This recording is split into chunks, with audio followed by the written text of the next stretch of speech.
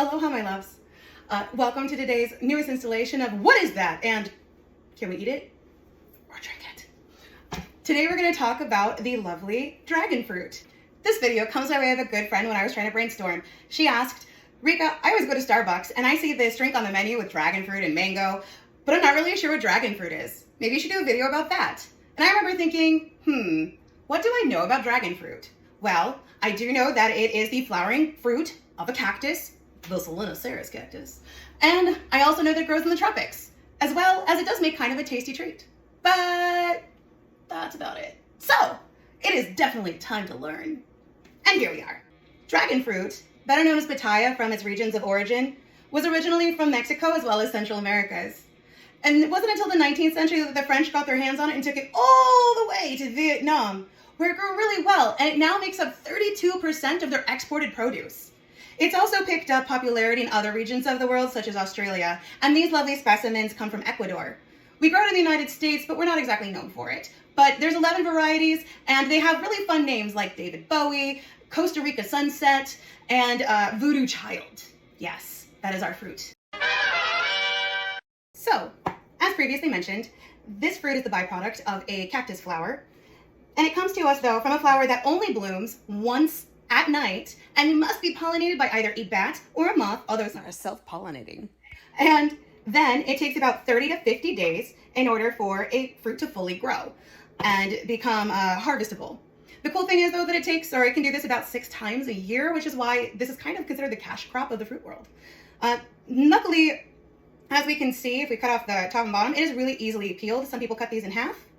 I just like to peel the skin right off, and then I just have the fruit all ready to eat. Pink skin, white body. This is the most dominant type of dragon fruit that's grown around the world. There is also, of course, we have our yellow variety right here. This variety has as many seeds, but they're slightly larger. And this one actually does taste a little more like kiwi, whereas this one, and a little more acidic, whereas this one is a little lighter, a little sweeter. It's also preferable that you put these in the refrigerator before you eat them. It helps to concentrate some of the sugar. Now, most of you are probably like, Rika, that is not the color of dragon fruit we're used to seeing in the mass market today. Much like this here frozen dragon fruit, or the powder we see, or even that cup of refresher at Starbucks. That thing. It's red, it's beautiful. It looks something like this beautiful, rich, dark red, which stands out far more than this very pale white. Because even though the outside of this fruit looks very gorgeous, it doesn't exactly make for a very poignant drink.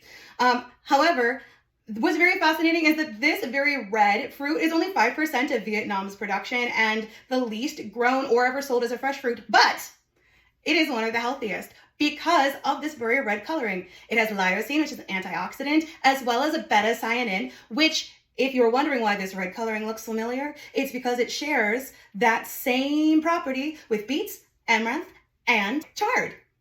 So, this actually really adds to its health benefits that you don't get in these whiter, yellow, and pink varieties. And it is actually a little sweeter. Now, some quick notes. First of all, in not a single study, and actually in all of them, they say, do not eat this. This is not edible. Don't do it. No. Bad human. Put it down. Throw it away. Also, some pointers when you go to the store if you want to buy dragon fruit for yourself. As you can see in this photo here of the 3 yellow dragon fruit. Going from right to left, we can see the unripe one. It's still green. It has a very bumpy surface. And then in the middle, we have our perfectly ripe one. Nice yellow, even tone, slightly smoother. And then we go all the way down to the right, which is the one that screams, you left me in the fridge too long to do this video. And it has some red pigment showing through and it's completely smooth. Likewise, when we take a look at the pink variety here, what we really want to look for are tendrils that are not dehydrated yet.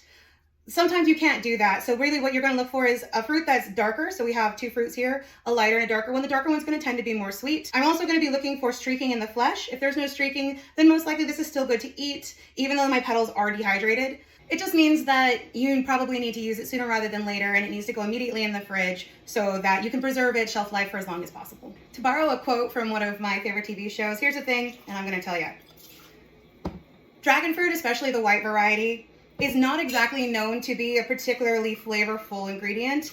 It's not like mango where when you taste it, you're like, that is mango. It is unmistakable and there's nothing else that could ever take its place. It's a very light flavor. It's really easy to cover up. However, it does have what I would call a essence to it. Kind of like when somebody asks you, how does this taste? And you say it's watery. And somebody could say, well, what does watery taste like? You would say, I don't know, it's just watery. You could say the same thing about dragon fruit. Not that it's watery, but that you could say, well, if you know the flavor profile, then you'd be like, well, it has dragon fruit. And they'd say, well, how do you know? You'd be like, I don't know, it just has dragon fruit. I can taste it in the back. But dragon fruit is known to be high in fiber as well as polysaturated fats. And that's actually because of its foam-like matrix and all the seeds. And that adds a really fun texture to any drink or thing, even fruit salad that you're making. On top of that, when you add any sort of like pressure or in this case muddle in, or for what we're going to do, just crushing of ice, it extracts a touch of viscosity that makes your drink more texturally interesting and just a touch thicker. And I find that to be a lot of fun. Give me a second. Okay.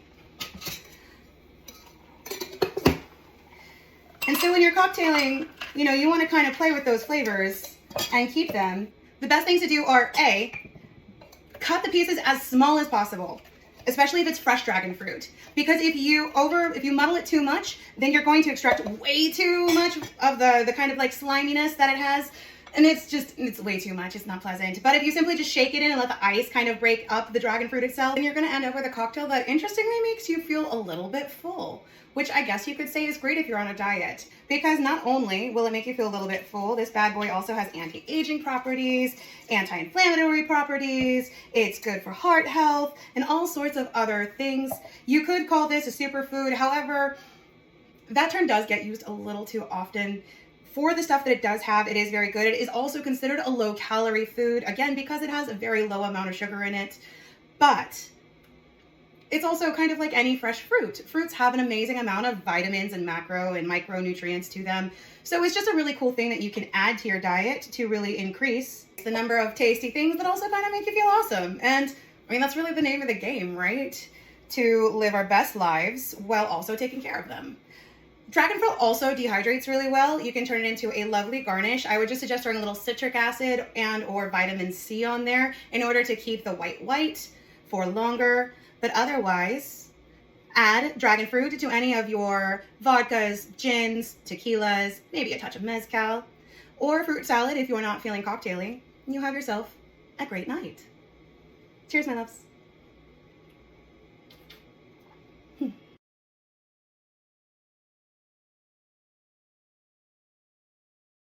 Hey guys, thanks for letting me nerd out with you. If you like the video, please give it a thumbs up. And if you want to torture other people with our little nerdiness, feel free to do the subscribe-y, share-y thingy. Otherwise, what's far more important to me, if you have any comments, questions, or suggestions, you know, throw them in the comment box because we learn and grow together. If you have anything that you want to like learn about and you're like, that chick wants to spend some time to actually figure things out like recipes, because that's my fun. It's what I do for fun. So I will totally do it. Be like, I need to learn about black garlic, which is definitely going to be a thing. Don't think it won't be. Then throw it in the comments or send me a message and we'll get right on it. All right. Cheers, my loves. Have a great night.